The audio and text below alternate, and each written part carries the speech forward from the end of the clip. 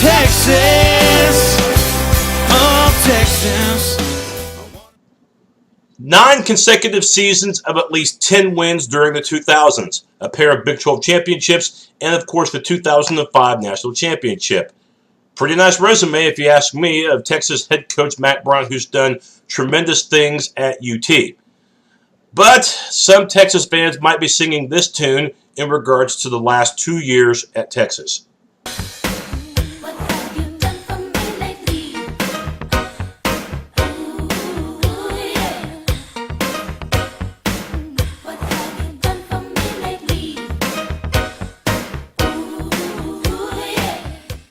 Now look, it's human nature, okay, for people to say, what have you done for me lately? If you've seen the movie Eddie Murphy Raw, that Janet Jackson song, but you know what? In real life, it's true, and that includes football. People are saying, what have you done for me lately? Mack Brown can say all he wants. Well, we've had a ton of Texas players go to the NFL, 2 Big 12 championships, a national championship. Why is everybody so upset for? Well, Texas fans might be upset because the last 2 years, Texas has been barely above 500, and they have a combined Big 12 record of 6-11 during that 2-year span. Yes, last year was a little bit better than 2010, but in neither year did Texas contend for the Big 12 championship, and that's naturally a position where Texas not only wants to be, but Texas fans expect their program to be. Let's face it, these are indisputable facts. Texas is the #1 profitable football program in the country. Over 100,000 fans go to their games when they're home games. The alumni is huge in Texas and in nationwide. They have their own television network, and when Texas appears on TV, no matter what network it is, it's always a big draw. Let's face it, it is a pressure cooking position to be at Texas. We don't have to remind Mack Brown of that, entering year number 15. And most of those years for Mack Brown have been good, and I'm not implying at all that he's going to get fired at all. But there is some heat on him to get Texas back to being, well, the Texas of the 2000s, where 10-win seasons were a common occurrence. I'm not saying that Mack Brown is going to lose his job, but you know that if they pull off another 8-5 or worse, that the heat that's already surrounding Mack Brown's collar to a degree, well, he might have third-degree burns around that neck if they cannot improve upon last year. But percentages is that they're going to. They're already ranked 15th in the country according to the coaches poll, and the Vegas odds makers have their win-loss total as far as the over-under at 10. Big reason is because their defense was #1 in the Big 12 last season and 11th overall nationwide. And a lot of those players come back. It's a pretty good running game and a terrific offensive line. We're going to start with the defense because that's really the strong part of the team. The defensive ends are fantastic. Maybe the best twosome in the country. Jackson Jeffcoat, son of Jim Jeffcoat from the Dallas Cowboys, and Jackson's gotten better every year. He puts terrific pressure on the quarterback, and so does Alex Okafor, whom, if you've seen the publications, is practically everybody's All-American from his defensive end spot as well. Those two guys are going to be trouble for any offense that has to face these two guys. I expect them to have another terrific year.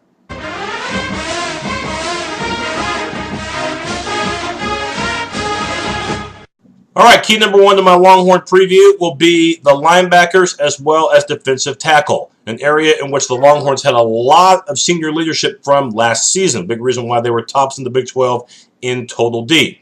You have to replace Emilio Acho and Keenan Robinson, two guys who played at Texas for quite a while and, of course, provided that senior leadership that Texas needed. So now, stepping into their shoes will be DeMarco Cobbs as well as Steve Edmond, with Jordan Hicks the only returning linebacker in 2011.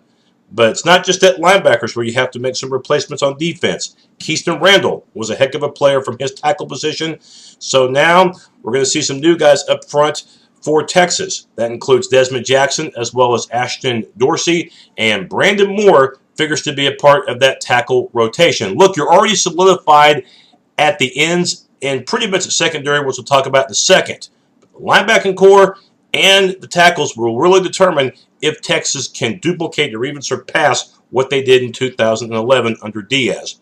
Now let's go to the secondary, where you're going to be in really, really good shape, especially at the corners, with Carrington Bynum as well as Quandre Diggs terrific corners, possess terrific athleticism, and of course speed.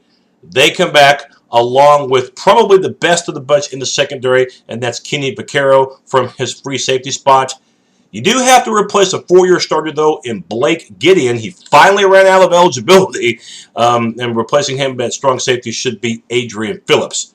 Texas's defense last season really did a good job. There were 3 games last year, the Oklahoma State, as well as Baylor games, in which they looked like they were out to lunch. Other than that, though, they truly dominated, especially in the Holiday Bowl against Cal.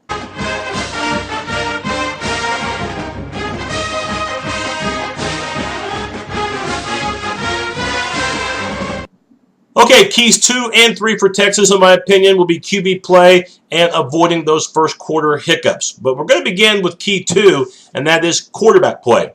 Remember last year at this time on my Longhorn preview for 2011 when I talked about 4 QBs vying for one position, Connor Wood, as well as Garrett Gilbert, Case McCoy, and David Ash. Well, 2 of those QBs are no longer with Texas. Wood is now at Colorado, and Gilbert, that experiment really ended badly, and he is now at SMU. So now it's McCoy, and now it's Ash. And last year, both Ash and McCoy saw significant playing time. It seemed like Brown was really two-platooning the quarterbacks throughout much of the beginning of the season, and I didn't like that at all. And I know the receivers, even though they may never admit it, I'm sure they don't like it much either, because let's face it, the game of football is complicated enough to play as it is, so why not simplify it, especially for your receivers, by sticking with one quarterback? Look, no 2 quarterbacks play the same, and when you have 2 different quarterbacks playing significant playing time during an actual game, the receivers have to adjust to both of them. And I don't think that that's fair for them. I think if the receivers can play under one quarterback, then that makes it easier for them. That way you're not constantly changing your route running, changing the way you play the game because the 2 quarterbacks are being played. And again, like I said, no 2 quarterbacks are exactly alike. Toward the latter half of 2011, though, much to Mack Brown's credit, he did stick with one QB, and that was Ash. And it looks like David Ash, who last season was a freshman, will enter this year as the starting quarterback, getting the nod over McCoy. Key number 3 is going to be for Texas avoiding the first quarter hiccups. Last season, the Longhorns, by and large, did not get off to good starts in ball games. In the first quarter, they averaged 5 points. Okay, they only scored 60 first quarter points in all of 2011. That's less than a touchdown per first quarter. Their opponents averaged a little more than double that, about 12 points per first quarter. Now, in games against BYU and A&M, it didn't matter because the Longhorns got away with it. They came from behind in both games to win. But the slow start definitely hurt them against Oklahoma, and we saw how that game ended up. And against Missouri as well as Kansas State in low-scoring games, the slow starts definitely hurt Texas in that regard. And even though it wasn't completely his fault, David Ash knows that passing game must improve. Mack Brown has stressed it. He wants a balanced attack. Look, Texas has a good offensive line, and they can run the ball. They've got depth in the backfield and talent, which we'll talk about in a little bit. But the passing game must step up. And this is the one area that, in my opinion, probably prevents Texas from being picked as a Big 12 preseason favorite, is because the passing game still, doesn't wow a lot of people, in particular the critics. David Ash, in his 5 starts last season for Texas, threw for that many touchdown passes. 0. He was named the Holiday Bowl Most Valuable Player, but last season didn't throw a single touchdown pass in his 5 starts. I think he only threw 4 TD passes for the entire 2011 season.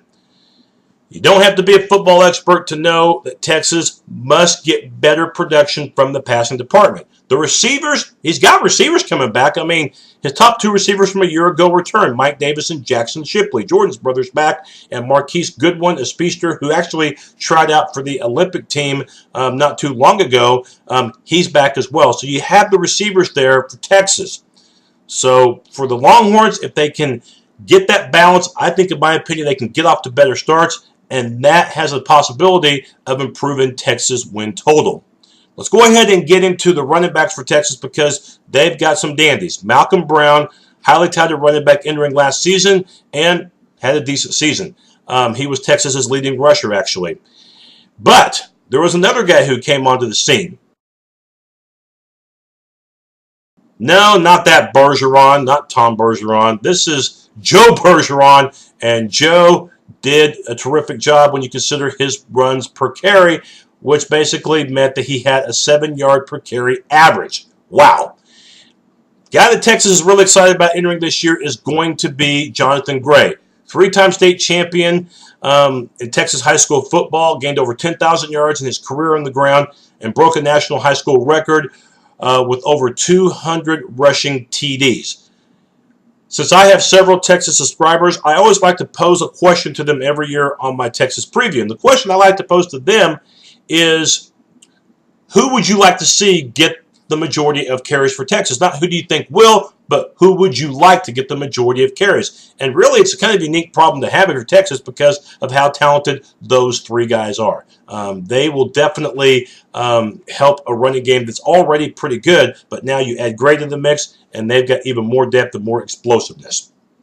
Looking at the offensive line, it's going to be a good one. 4 of your 6 down linemen return, and that includes Mason Walton at right guard, as well as the center, Donald Espinoza, and you have your left guard returning in Trey Hopkins, right tackle, Josh Cochran.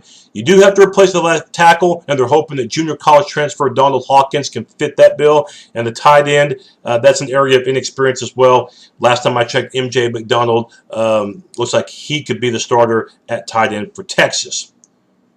Looking at special teams for the Longhorns, this is an area I was a little concerned about for Texas because they lost Justin Tucker, who was a very consistent kicker for them throughout the seasons. But now they might have solved that problem. Initially, it looked like it was going to be true freshman Nick Jordan that would get the job. I think Anthony Farah, the Penn State transfer, has a pretty good shot at getting it, and he was a pretty good kicker for the Nittany Lions a year ago. But because of the Penn State scandal, that let their players transfer without sitting out a season. So Farah is now a Longhorn. So we'll see how that works out. The return game from Texas, it's usually pretty good in this area. DJ Monroe comes back for his senior year. And don't be surprised as well if you see Quandre Diggs and Jackson Shipley return the ball as well. If you're looking for the schedule at Texas, I think the first 3 games they should be able to win with their hands duct taped. Wyoming, New Mexico, and Ole Miss should not present a challenge at all for the Longhorns. So they should start 3-0, get the bye week, and then the next 3 weeks will determine if Texas is all the way back. At defending Big 12 champion Oklahoma State. And I know that the Cowboys have beaten Texas the last 2 years, but under Mack Brown, Texas has never lost in Stillwater, and that's where this game is. You play newcomer West Virginia and their terrific quarterback Geno Smith. West Virginia comes to Austin the following week, and then the week after that, you have to figure with A&M off the Texas schedule for who knows how long, Oklahoma now becomes Texas's #1 football rival. That game, of course, at the Cotton Bowl in Dallas, October the 13th. OU could be undefeated entering that game. The schedule will ease up, though, during the second half of the season, although there are some matchups Texas cannot look past. The game at Texas Tech later on, and, of course, there's a ball game at home against TCU, and then they close out the season at Kansas State in early December, where the weather could get pretty freaky in Manhattan, could get pretty darn cold. And Kansas State, remember, has beaten Texas each of the last 4 tries. The Longhorns, let's face it, they're going to be pretty darn good. The defense alone gives them a shot at winning more ball games than last season in addition to the running game. Again, I'm not convinced that Texas's passing game is going to be there. And, of course, you have to replace the linebackers and the defensive tackles.